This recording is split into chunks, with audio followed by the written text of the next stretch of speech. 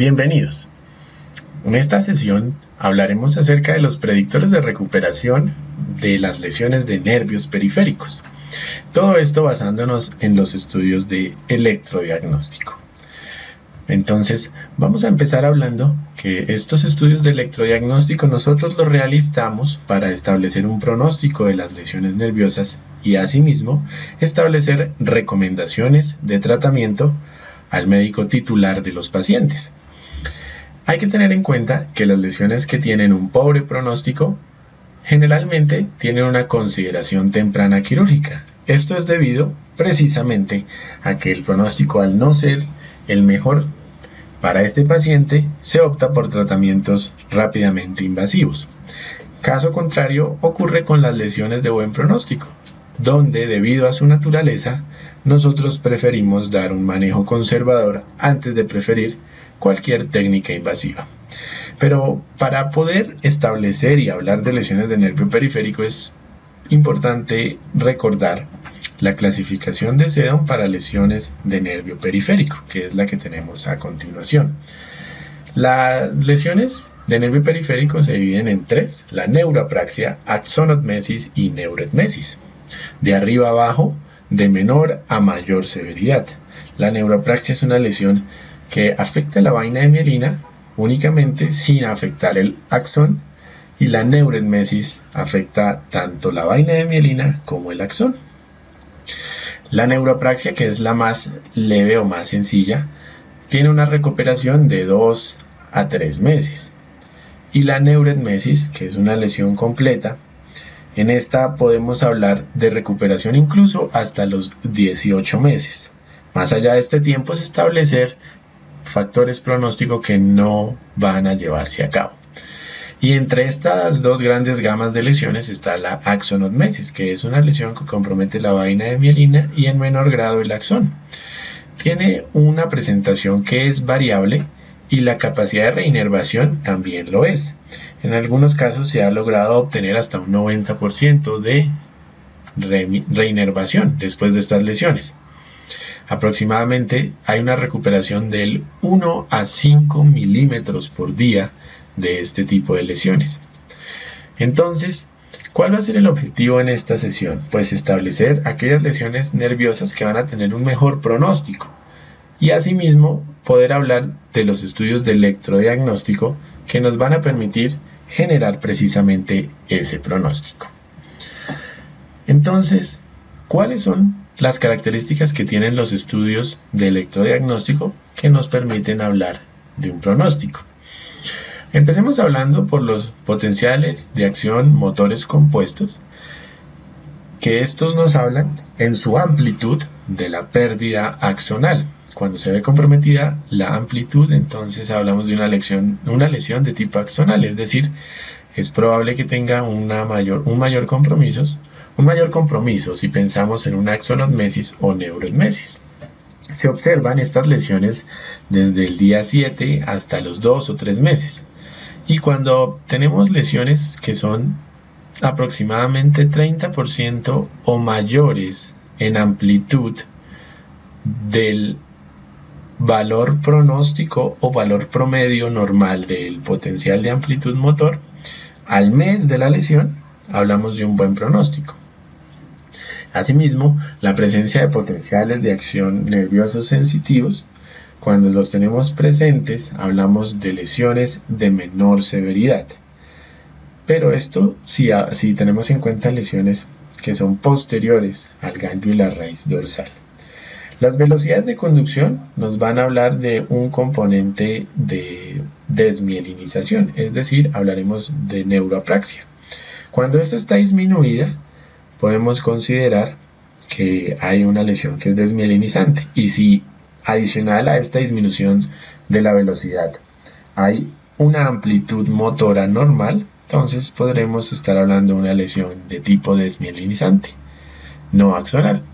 Y finalmente la electromiografía, recordar que este es un examen con valoración subjetiva, depende mucho de la habilidad del clínico que realiza el estudio y podemos encontrar actividad espontánea, potenciales de fibrilación en los músculos que evaluemos Si son cercanos a la lesión del nervio periférico, a los 10 o 14 días ya podemos encontrar esa actividad espontánea, o si no, en los músculos distales 3 a 4 semanas, es decir, un mes.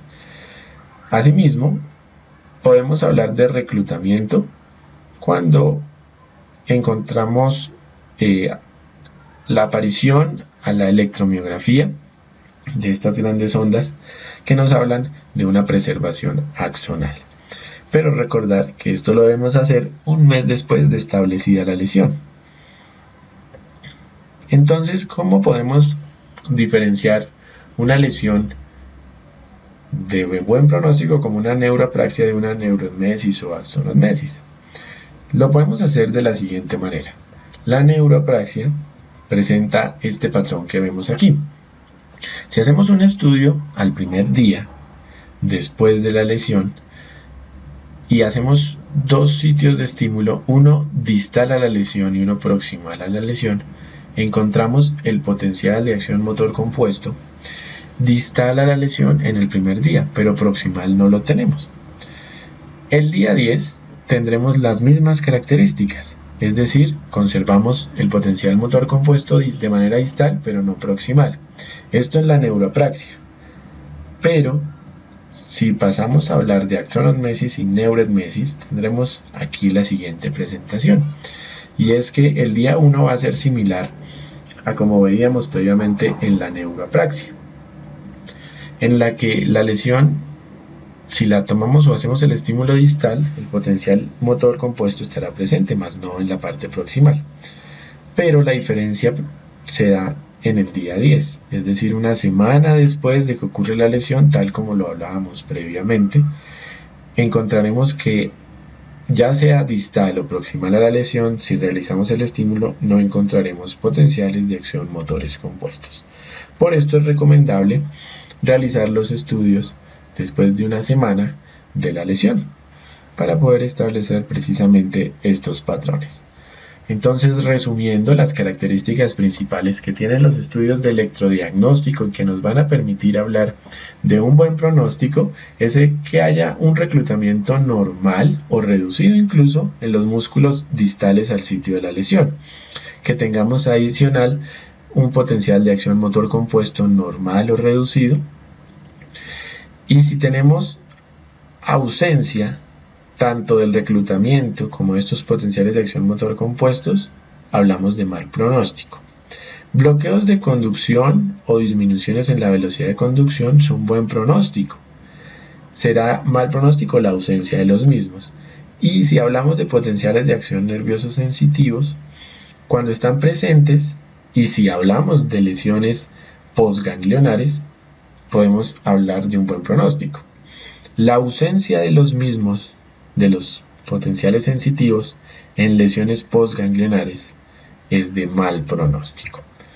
Entonces, ya una vez establecidas las características generales de los estudios de electrodiagnóstico, hablemos por nervios. En este caso, hablaremos del nervio mediano, el nervio cubital, el nervio radial, que son los nervios principales de los miembros superiores. En este caso, para empezar, hablemos del nervio mediano.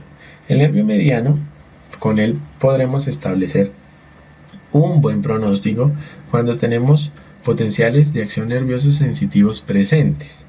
Un índice sensitivo combinado de 2.5 a 4.6. En este punto vale la pena recordar que este índice combinado sensitivo se obtiene de hacer una comparación entre el radial y el mediano en el pulgar, en el cuarto dedo y en palma de mano. Esta conversión que utilizamos con los tres análisis, la idea es que la restamos y obtenemos un valor que debe ser mayor a 1. Cuando este es mayor a 1, podemos hablar de lesiones de peor pronóstico, es decir, que son positivas para una lesión de túnel del carpo. 1 es lo normal, incluso menos podemos estar hablando de lesiones que no tienen implicación desde el punto de vista del túnel del carpo. Pero cuando son mayores a 1, ya podemos estar diagnosticando un túnel del carpo que no presenta cambios en los potenciales motores, por ejemplo. Entonces, cuando tenemos un índice sensitivo combinado 2.5 a 4.6, hablamos de lesiones que son moderadas, no son ni leves ni severas, es decir, estamos en un punto medio. Y adicional, si tenemos latencias motoras que son menores a 6.5 milisegundos, también estamos hablando de un buen pronóstico. Entonces, ¿qué será mal pronóstico en los estudios de electrodiagnóstico cuando examinamos el nervio mediano o una lesión de nervio mediano? El que tengamos ausencia de potenciales de acción motores y sensitivos. Y según algunos estudios, cuando tenemos estudios normales previos a una cirugía de liberación de túnel del carpo. Pero en realidad los pacientes que tienen mejor pronóstico son los que tienen un cuadro clínico moderado. A ellos les irá muy bien después de la cirugía de liberación de túnel del carpo. Si hablamos ahora del nervio cubital, los factores de buen pronóstico es que obtengamos bloqueos de conducción o disminución de la velocidad de conducción a través del codo. Y también, si tenemos en conjunto con lo anterior, potenciales de acción motores de amplitudes normales. El mal pronóstico estará dado cuando no hay bloqueos en la conducción o cuando estarán muy pequeños o ausentes los potenciales de acción motores compuestos.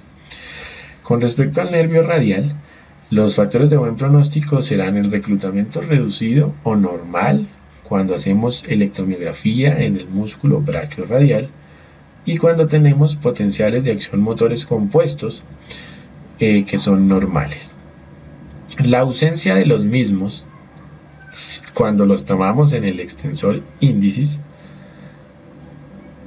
son mal pronóstico, lo mismo que la ausencia o un discreto reclutamiento en el músculo brachiorradial. Ahora bien, ya vimos los miembros superior, ahora veamos miembro inferior. Hablaremos en este caso del nervio peroneo. El buen pronóstico estará dado por potenciales de acción motores compuestos presentes y de buena amplitud cuando se examinan músculos tibial anterior y extensor corto de los dedos. La ausencia de los mismos son los marcadores de mal pronóstico cuando hacemos evaluación del nervio peroneo. Es decir, lo ideal no solo es utilizar el extensor digitorium brevis, en este caso para evaluar el potencial motor, sino también hacerlo en conjunto con el tibial anterior, para establecer así de mejor manera el pronóstico que tendrá el paciente. Y finalmente, el último nervio del que vamos a hablar es el nervio facial. En cara, este elemento es muy importante evaluarlo cuando tenemos parálisis faciales en seguimiento y podemos hablar de pronóstico para estos pacientes porque generalmente se recurre a nosotros para establecer pronóstico de esas lesiones. Hablaremos o le diremos al paciente que tendrá un buen pronóstico cuando tenemos potenciales de acción motores compuestos que son mayores al 30% de la amplitud si lo comparamos con el potencial motor del lado que está sano. Es decir, cuando hacemos la toma del lado patológico, si su amplitud es mayor al 30% comparada con el sano, tenemos buen pronóstico. Así como la presencia del blink reflex. ¿Qué será mal pronóstico entonces en nervio facial? Que tengamos potenciales de acción motores compuestos menores al 10% del lado contralateral. Entre el 10 y el 30% se considera una zona gris en la que nos podemos ayudar del blink reflex o de la presencia de otros elementos clínicos como las disquinesias que nos hablan también de un buen pronóstico de recuperación que vaya a tener este paciente. De esta manera entonces acabamos esta sesión del día de hoy de predictores de recuperación de lesión de nervio periférico.